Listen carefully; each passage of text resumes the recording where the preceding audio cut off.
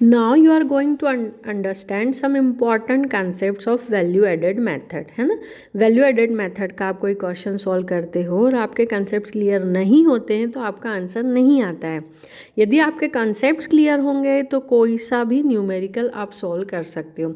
हम स्टार्ट करते हैं। सबसे पहले आपको ध्यान रखना है कि वैल्यू एडेड मेथड से आप जो फॉर्मूला अप्लाई करते हो, सबसे first formula value added is equals to value of output minus intermediate consumption.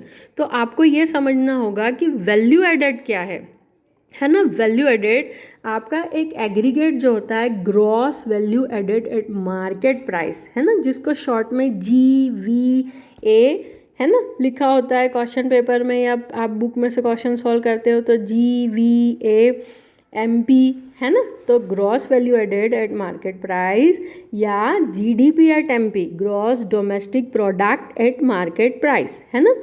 तो क्या फॉर्मूला है, उसको हम कैसे रिप्रेजेंट करते हैं, वैल्यू एडेड, है ना। Value added is equals to value of output minus intermediate consumption. अब बात आती है कि वैल्यू ऑफ आउटपुट कहाँ से लाएं। तो वैल्यू ऑफ आउटपुट का फॉर्मूला अच्छे से लर्न कर लो, माइंड में सेट कर लो। Value of output is equals to sales plus change in stock plus goods for self consumption. अब ये सेल्स क्या होता है, देखो क्वेश्चन में एग्जैक्टली सेल्स गिवन हो तो अपना ज़्यादा दिमाग मत चलाना, सेल्स की प्लेस पर सेल्स जो भी गिवन हो पुट कर देना। पर एग्जैक्टली गिवन नहीं हो तो सेल्स का को कैसे फाइंड करोगे, डोमेस्टिक सेल्स प्लस एक्सपोर्ट्स, है ना।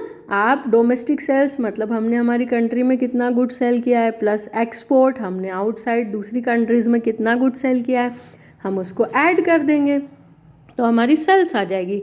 बस यहाँ एक बात याद रखना कि सेल्स में जानबूझ के वो सेल्स भी दे देते हैं और एक्सपोर्ट्स भी दे देते हैं, तो आपको एक्सपोर्ट्स को इग्नोर करना है, क्वेश्चन में कहीं भी नहीं लिखना है। ऐसा मत सोचना कि उन्होंने एक्सपोर्ट्स दिए हैं तो कहीं ना कहीं तो यूज़ कर लें, है ना।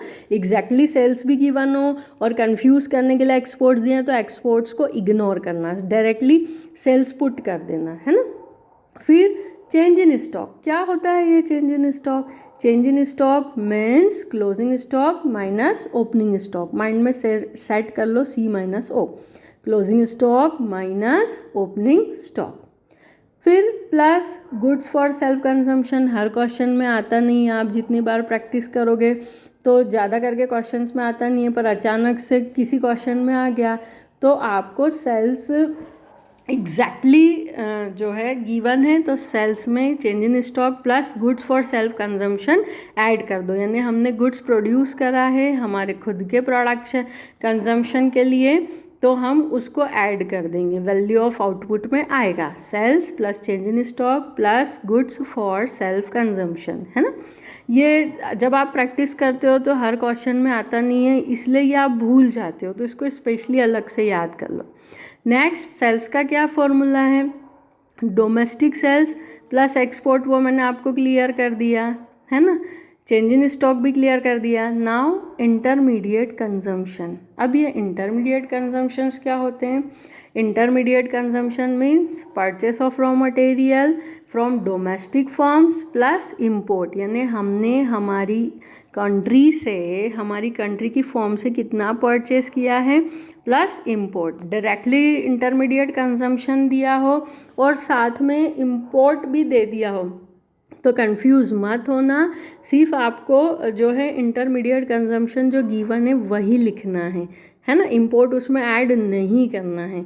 Separately purchases of raw material from domestic firms plus अलग से इम्पोर्ट, तो दोनों को ऐड करके आपको इंटरमीडिएट कंजम्पशन खुद से कैलकुलेट करना है ना।